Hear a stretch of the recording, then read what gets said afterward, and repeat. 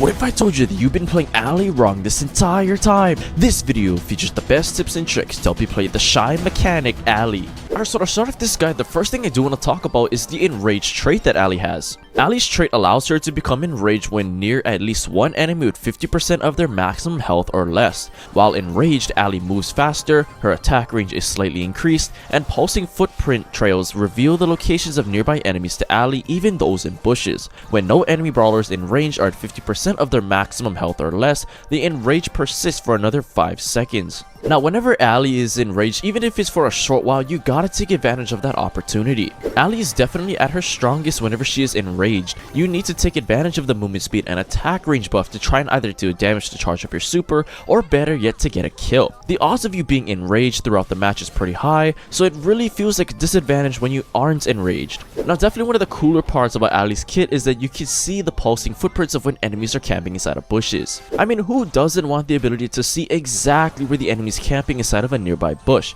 There's pretty much nothing the enemy can do to hide from you, and imagine pros using Alli in comms and telling their teammates where the enemies are. I mean, it's crazy good. Now, you gotta remember that the enrage does disappear, so you gotta take advantage before it does go away. Now, even though you won't be enraged anymore when there's no enemy brawlers in range at 50% of their maximum health or less, you will still be enraged for another 5 seconds. That is still a decent amount of time to try and make a play, or use that time to move to a safer spot on the map if you are low. Now, hopefully, if you and your teammates can keep all of the enemies, or at least one enemy below 50% of their maximum health all the time, and that is going to be golden for you. Like I said earlier, you're going to feel like you're at a huge disadvantage whenever you aren't enraged when playing Alli. If your teammates can help you out and always keep the enemies below 50% health, then it's going to only make Alli better. The longer that Alli can stay enraged, the more it's going to pressure the enemy team. But okay, that's going to be it for Alli's trait. Let's go to talk about her main attack, Swamp Swipe. Alli dashes forward, swiping as she goes. When in a bush or water, Alli will leap forward instead. The range of Swamp Swipe scales with her movement speed. Now for Alli's dash attacks, you want to be kind of treating it like playing Mortis or Kenji. Alli's dash attacks are pretty simple to understand because if you've ever played Mortis or Kenji, it's pretty much the same in a sense. You're kind of treating it like a melee attack, mostly because Alli has to dash directly onto the enemy in order to damage them. At max level, she does 2600 damage per swipe, which is pretty damn good. Don't be surprised if her damage does get nerfed in the near future. Now, since Alli is an assassin and she has a pretty short attack range, you want to be using obstacles and walls around the map to get closer to your target. Just like when playing Mortis and Kenji, you're going to need to use walls and obstacles near you to get closer to the enemies. I mean, this kind of logic goes for any sort of short range brawlers like tanks and assassins, but randoms out there are still running at the enemies like they're invincible from all damage. Like, it's just insane. Now, as far as Alli's other main attacks where you're jumping or leaping, you want to kind of treat that like Miko's main attacks. The fun part about Alli, in my opinion, is using her jumping attacks, which are kind of similar to Miko's. This makes Alli such a versatile assassin, mostly because you can even attack enemies that are camping behind walls, which is just a whole nother class of brawlers that Alli can counter. This will only make Alli an even better pick against glass cannon brawlers or throwers especially. Now, whenever you have the need to leap over walls, make sure that you are standing inside of a nearby bush. Something that can be tricky is finding a nearby bush to use so you can utilize Alli's jump attacks. There may be some scenarios where you need to jump over a wall for whatever the situation may be, but if there's no bushes nearby, what are you gonna do? So I recommend trying to play Alli on maps that are closed off with lots of walls and bushes. Now, one of the ways you can use Alli's jump attacks is to escape danger from the enemies. Something I love taking advantage of with Alli is by jumping away from the enemies when I'm about to die. The enemies think that they've got the kill in the bag, but lo and behold, you can just jump away or even jump over walls to completely block any sort of incoming damage. It's just so incredibly fun, and you guys need to implement this tip for some hilarious and easy wins with Alli. Now, another way you can use your jump attacks is to cut down the distance between you and your target. Now, yes, you can use your jumps to run away from the enemies, but another way you can use your jumps is to get closer to the enemies. Using your jumps to hop over walls and save time will give you the advantage by getting to mid first, or getting to the game mode's objective before the other team does. You can get back into fights quicker after respawning.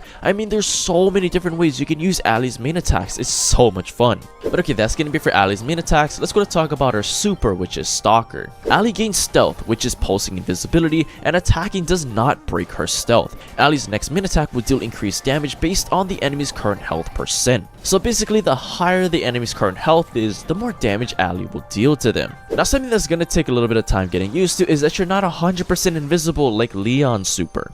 Unfortunately, it wouldn't be too original to give Alli invisibility super like Leon, and it would also make her even more broken. So something that you'll have to adjust to is that you need to be quick when sneaking up onto your target. you'll periodically be visible to the enemies, so they will see you coming if you're taking too long or traveling from a further distance. Now, one of the ways you can use Alli's super is to move around the map or reposition yourself. Now, if you want to just use your super to move a short distance, like to another bush, then you'll probably make it there before the invisibility wears off and reviews you. This could be a great way to surprise the enemies and use the invisibility blanket to gain an advantage over the enemy team. Now, obviously, one of the most common ways you're going to be using Alli's super is to sneak up and get closer to your target.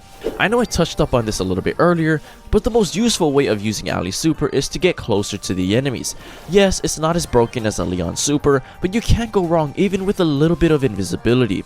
Even though you'll be revealed in the middle of your super, you still need as much time as possible to get within striking distance to either swipe or leap onto your target for the kill. Now, kind of like with Alli's jumping attacks, you can even use Alli's super to get away and escape from the enemy team. In some situations, you can use your super to go invisible and fake out the enemy to make a getaway.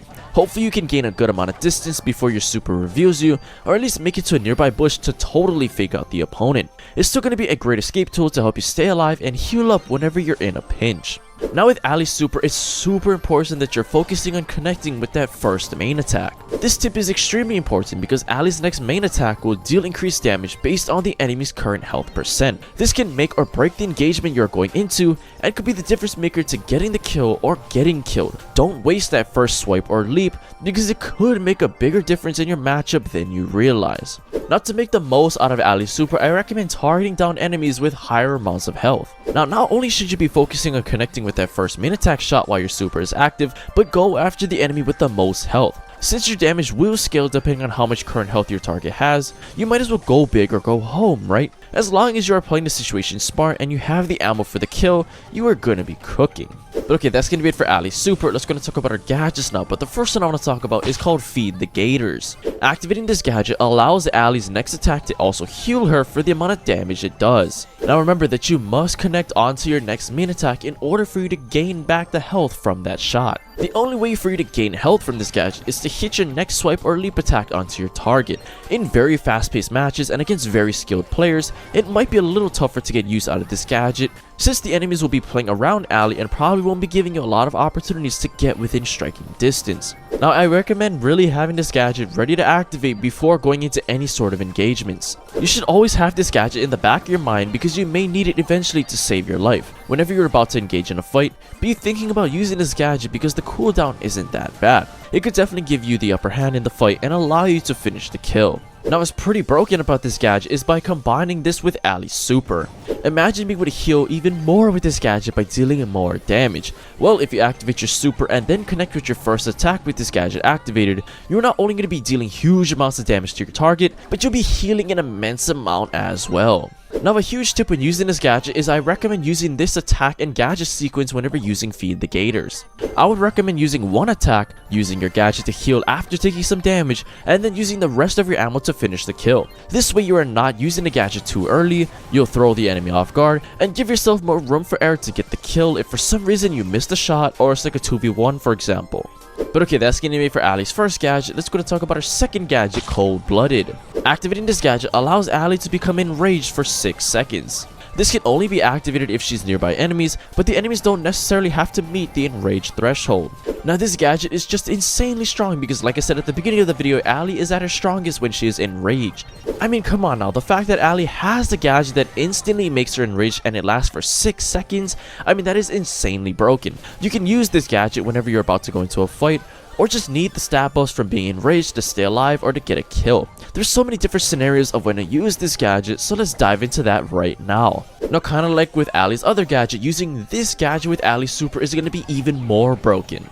Being able to activate your gadget and be enraged for almost the entire duration of your super is pretty disgusting. This way you won't have to rely and pray that there's a nearby enemy with less than 50% health and you can go aggro on your own terms. I would recommend saving your gadget every time you use your super, just because it makes Alli even deadlier when she goes invisible. Now, another time I'd recommend you use this gadget is when you know that the enemies aren't anywhere close to dropping below that 50% health threshold. This gadget can be useful at the start of a match and especially in that first engagement to gain control of the map. Winning that first engagement is super important and could dictate the entire pace of the match. Plus, the odds of the enemies dropping below 50% health when the match first starts is pretty unlikely, so just use this gadget to give yourself the upper hand from the get-go. And then finally, one of the best ways you can use this gadget as well is when you need to make a game-changing play or when you gotta clutch and carry your team. When you get bad randoms, and we all know that eventually is gonna happen, this gadget is the one you can definitely rely on. You can become enraged, go ham onto the enemy team, and turn the tides of the match because Alli is pretty damn good. Especially if you love playing aggressive and enjoy playing assassins, this is the gadget for you. But okay, that's gonna be it for Alli's gadgets. Let's go to talk about her star powers now, but the first one I want to talk about is called Lizard Limbs. When enraged, Alli's auto regeneration now starts 1.5 seconds after being damaged or attacking instead of the usual 3 seconds. Now this star power is going to be good because it allows Alli to get back into fights a lot quicker. Since this was speedrun auto regeneration for Alli, you can spend less time healing up and more time fighting the enemy team. Purposely not attacking because you need to heal back up is super annoying inside of Brawl Stars, so being able to partially mitigate this issue thanks to this star power might be something you should consider when playing Alli. Now a time where I'd recommend you run this star power is when you're playing in more control oriented game modes. In game modes like Gem Grab and Hot Zone, where it's super important you have control of the objective, you can't afford wasting time healing up because you need to keep control of the map. By using this star power and getting your health back up to full quicker, will give the enemies less of an opening to make a play, since you'll be ready to resist the push from the enemy team. Now finally, the other time where I'd recommend you use the star power is when you're playing against other tanks and assassins. This star power can be great when playing against brawlers that can deal high burst damage at close ranges, or brawlers that counter Alli in general. If she can spend less time healing up from all of that incoming damage, she'll be given a chance to retreat, switch lanes, or try and find a way to help out the team in a different manner. But okay, that's gonna be for Alli's first star power. Let's go to talk about her second star power, You Better Run, You Better Take Cover. While enraged, Alli's attack reload speed is increased by 40%. Now this is easily hands down gonna be the better star power to use with Alli most of the time. Of course you want to use this star power because this makes Alli even stronger when she's enraged. I mean, think about it, with this star power you're increasing her reload speed by 40%, plus including the increased movement speed and attack range when she is enraged is just absolutely lethal. This is going to make Alli even more unstoppable and one of the best brawlers in the game. Now as you can imagine, this star power is going to pair very well with Alli's cold-blooded gadget.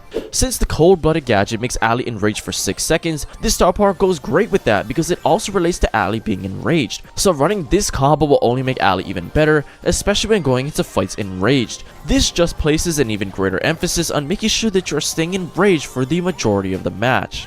Now this star power is going to be great in general with Alli because it's going to help her to play more aggressively, especially when she's enraged. If you enjoy playing tanks and assassins aggressively, you're going to love playing Alli. She is a great assassin that thrives whenever she is enraged and has great gadgets and star powers to help her wipe out the enemies. She is a pretty versatile brawler with 2 different main attacks and a super that truly makes her an assassin. But okay, the build I suggest you guys use with Alli is using the cold-blooded gadget, the You Better Run, You Better Take Cover star power.